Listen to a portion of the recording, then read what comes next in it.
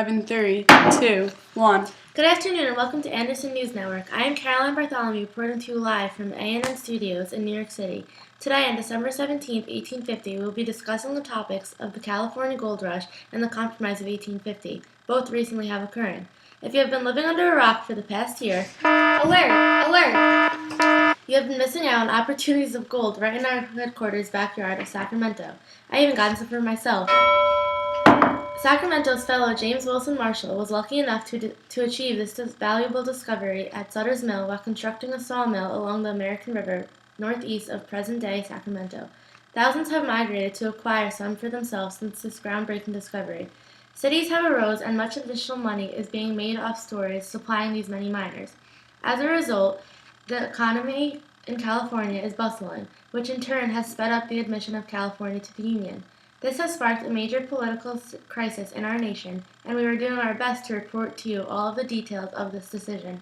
The Westerner, Henry Clay, has proposed a compromise, and we will be reporting live from the speeches of both Clay and John C. Calhoun, which may be their last speeches. Folks, they are both incredibly ill and will be making their last plea to Congress today. This issue has consumed the nation, and we are hoping that with these speeches today, Congress will make some type of progress in their decision. We will now switch our cameras to Brianna Flores reporting to you live from Sacramento, where she will be interviewing Henry Clay, John C. Calhoun, and Daniel Webster on these particular discussions.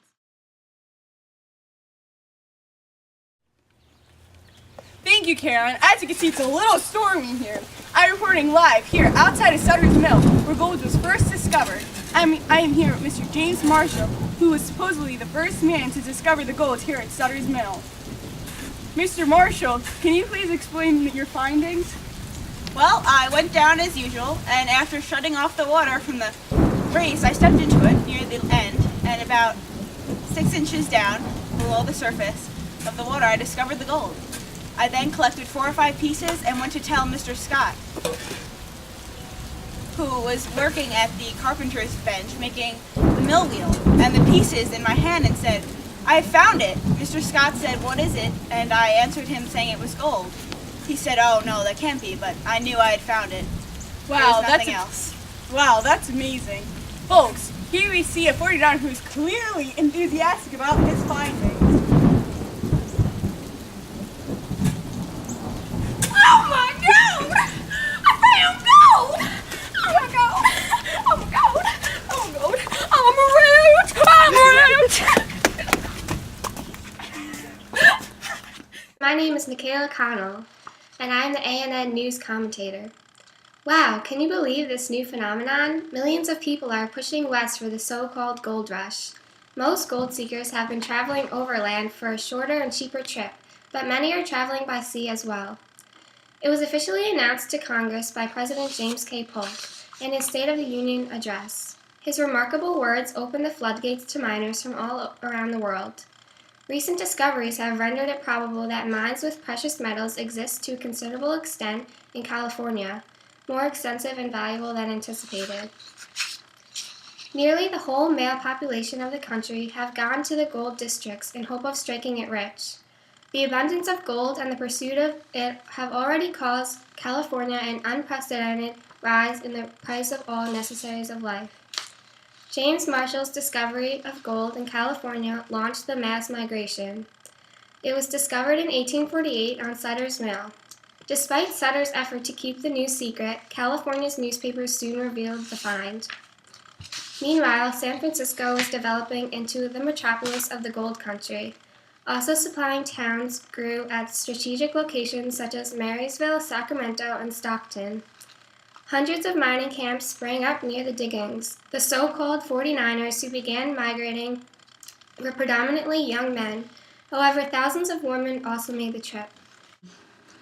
Thank you, Michaela, for your analysis on the gold rush. We will now head back to Sacramento with Bree Flo for her interview on Henry Clay. Okay. Thank you, Caroline. Here we are at Henry Clay's bedside, where he will pass away in approximately 2 minutes. Before he leaves, we will ask him a few questions. Mr. Clay, can you please explain the Compromise of 1850 to us? As a member of both the Senate and the House of Representatives, I wanted to propose a compromise in order to help Congress decide whether to agree with President Taylor and admit both California and New Mexico as free states or not. Therefore, I came up with this multifaceted compromise. I proposed that California be admitted to Union as a free state and allowed the territories of both Mexico and Utah to decide the slavery issue by a popularity vote. In this compromise, I also proposed to give the disputed land between Texas and New Mexico to the new territories in return of the federal government paying Texas's public debt of $10 million. This compromise would ban the slave trade in the District of Columbia and enforce a new fugitive slave law. I know that Congress is indecisive at the time concerning this matter. I just wish I could do more to promote my compromise. As we all know, my time is near. Therefore, that is why I am extremely grateful to Stephen Douglas, who I know will continue my work. Mr. Clay, although you're a Southern plantation owner and a Baptist, many wonder why you consider yourself an abolitionist. I'm sure many people would think that due to my background, I'd be for slavery. However, I'm no friend of it. I feel that your background should not necessarily define your beliefs throughout your career.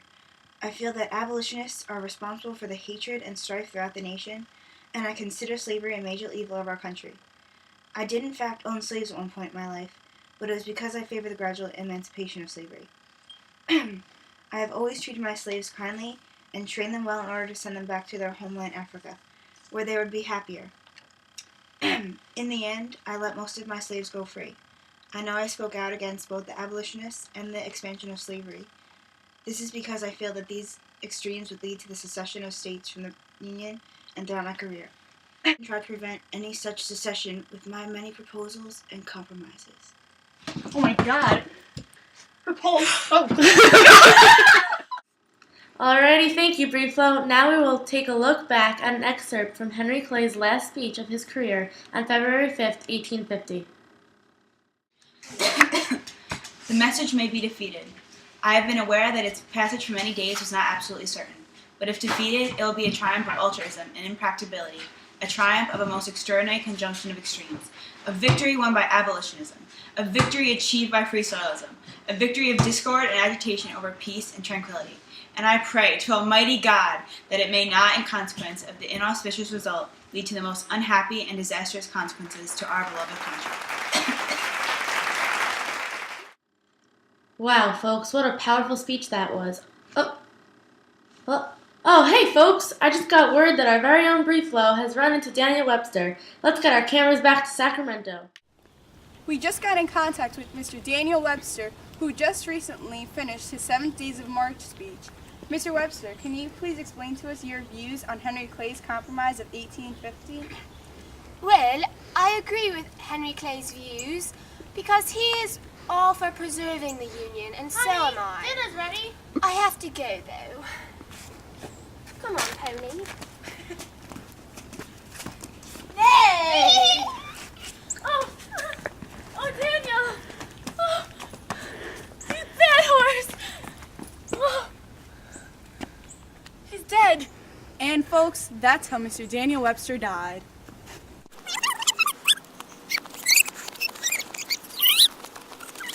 Come on, Pony.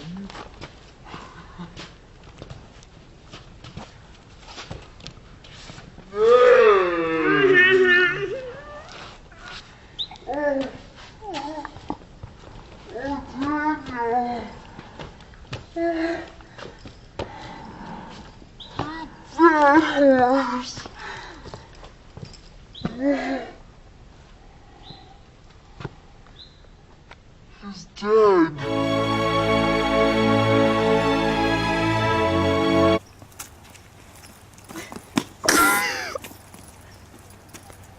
Here we see the coroner has just arrived to take Mr. Webster's body. Back to you, Caroline. Thank you, Brieflo. I'm so sorry you had to witness such a tragedy. For those of you who are just tuning in, Daniel Webster has been pronounced dead after falling off of his horse in the midst of an interview. We will partake in a moment of silence in remembrance of his life. Now I'll turn it over to you, Brieflo, but try not to kill anybody this time.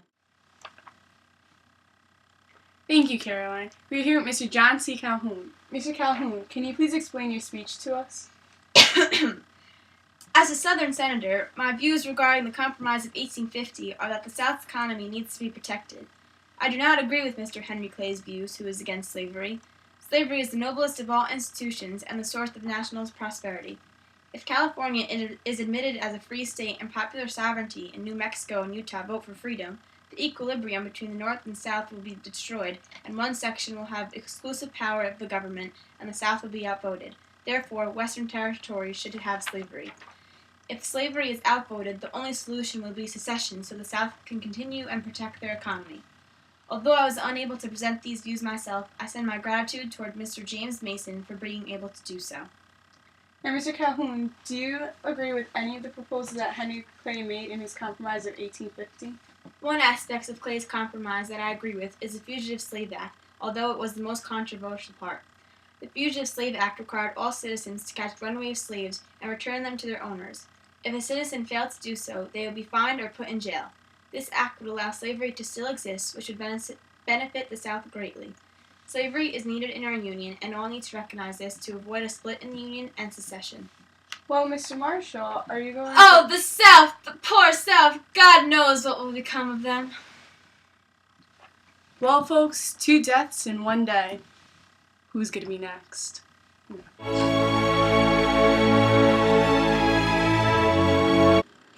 Well, what in the heck is going on, folks? This is the second death in such a short period for our nation's people to have to handle.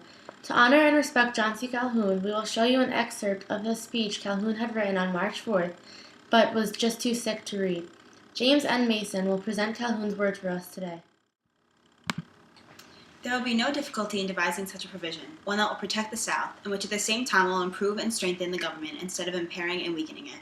But will the North agree to this? It is for her to answer the question. But I will say she cannot refuse it if she has half the love of the Union which she professes to have, or without justly exposing herself to the charge that her love of power and aggrandizement is far greater than her love of the Union.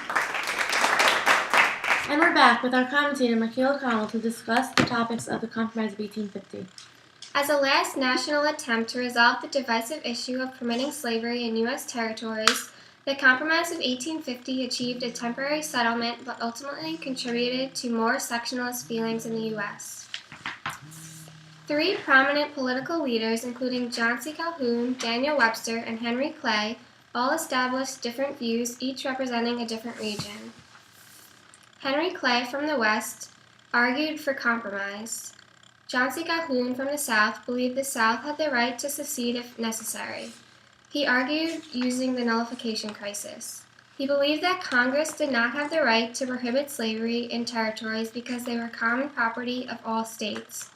Daniel Webster from the North rejected Southern claims that secession was possible or desirable. He compromised enough to keep the Union and preserve secession.